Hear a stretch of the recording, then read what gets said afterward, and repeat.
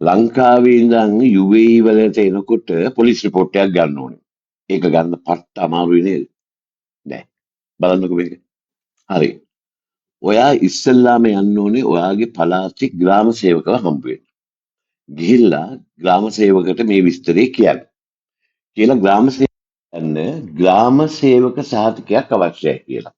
මතක තියාගන්න ග්‍රාම සේවක දෙන පදිංචිය තහවුරු කරපු සහතිකේ නෙමෙයි අවශ්‍ය වෙන්නේ ග්‍රාම සේවා සහතිකයක්. ඒකට අනිවාර්යෙන්ම ඔයාම යා යුතුමයි. හරි. දැන් ඒතර ග්‍රාම සේවක සහතිකය ගත්තානේ. අර මං ඉස්සෙල්ලා කිව්වා වගේ පදිංචි සහතිකය නෙමෙයි. ඒ ග්‍රාම සේවක සහතිකය අරගෙන යන්න ඕනේ ඕගොල්ලන්ගේ වසමට අයිති පොලිසියට. පොලිසිය කියනවා පරිපාලන අංශය. පරිපාලන අංශයට ගිහිල්ලා මේ විස්තරේ කියන්න. කියලා ඒක බාර දෙන්න. ඒ බාර දෙන්න යනකොට මතක ඇතුව අරන් යන්න ඕනේ ඩෙන්ටි කාඩ් එකේ කොපි එකයි පාස්පෝර්ට් කොපි එකයි. ඊට පස්සේ ඒක එතුමාලට බාර දුන්නාම එතුමාලා රිසිට් එකක් දෙනවා ඕගොල්ලෝ 500ක් ගෙවලා. ඊට පස්සේ කියනවා කෝල් එකක් දෙන්න එන්න කියලා. ඊට පස්සේ පොලිසිය කරන්නේ පොලිසිය මහත්තයෙක් යවනවා ඔයා පදිංචි වෙලා ඉන්න ස්ථීර ගෙදරට. හැබැයි ගෙදරින් කිසිම දෙයක් අහන්නේ නැහැ. ඒ පොලිස් නිලධාරියා අහන්නේ ඔයා ගැන වටපිටාවේ. එතකොට ඒගොල්ලෝ ඒක වාර්තාවක් ගන්නවා. හැබැයි පෙර වැරදි කරලා තියෙනවා නම් sorry.com තමයි. ඊට පස්සේ ඒ වාර්තාව පොලිසියට අරන් ගිහිල්ලා පොලිස් වාර්තාව හදලා පොලිස් සහතිකය හදලා ඔයාට කෝල් එකක් දෙනවා. පොලිසියට ගිහිල්ලා ඒ සහතිකයේ ගනිද්දී මතක ඇතුව පොලිස් නිලධාරි මහත්තයාට කියන්න ඒක සහතික කරපු පිටපතකුත් ඕනේ කියලා. ඒ සහතික කරපු පිටපතත් අරගෙන අර පොලිසියෙන් දීපු රුපියල් 500ක් ගෙවපු කුවිතාංශියත් අරගෙන ඊට පස්සේ යන්න ඕනේ කොහෙටද දන්නවද? කෙලින්ම යන්න ඕනේ බත්තර මුල්ලේ සූරුපායට. 16 වෙනි මහලට. 16 වෙනි මහලට යන්න කලින් ඕගොල්ලන්ට තියෙනවා හැබැයි වැඩක් කරන්න. මොකද්ද කරන්න ඕනේ?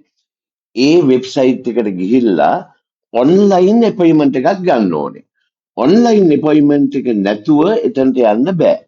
ඔන්ලයින් අපොයින්ට්මන්ට් එකේ එන වේලාව සහ දිනය අනිවාර්යයෙන්ම ඒ වෙලාවට එතනට යා යුතුමයි. මතක තියාගන්න මේ ඔන්ලයින් අපොයින්ට්මන්ට් එකට රුපියල් 110ක් ගෙවන්න ඕනේ. ඔන්ලයින් ගෙවන්න ඕනේ. දැන් එතකොට විදේශ අමාත්‍යාංශයට යනකොට මොනවද ගෙනියන්න ඕනේ?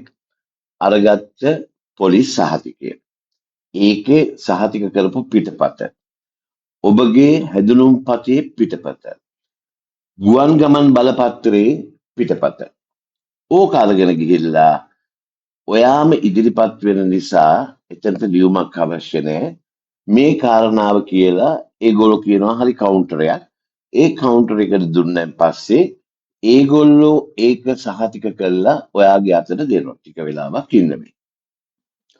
විදේශ අමාත්‍යාංශයේ සහතික කරලා දෙන පිටපත් ටික අරගෙන ඊට පස්සේ ඔයා යන්න ඕනේ කොහෙටද දන්නවද? දෙමටගොඩ සමන්තයකට අල්ලපු බිල්ඩිම VFS Global ආයතනයට. ඒකට යන්න කලින් ටිකක් වෙන ටිකක් තියෙනවා කරන්න. දැන් මතක තියාගන්න VFS එකට යන්න කලින් Tamanට ඊමේල් එකක් නැත්තම් Tamanටම කියලා ඊමේල් එකක් හදාගන්න ඕනේ. ඒක අනිවාර්යයි. ඊට පස්සේ ඇප් එකක් තියෙනවා UAE Smart Pass කියලා. හරිද? ඒක භාගත කළ යුතුමයි. ඩවුන්ලෝඩ් කරගන්න ඕනේ.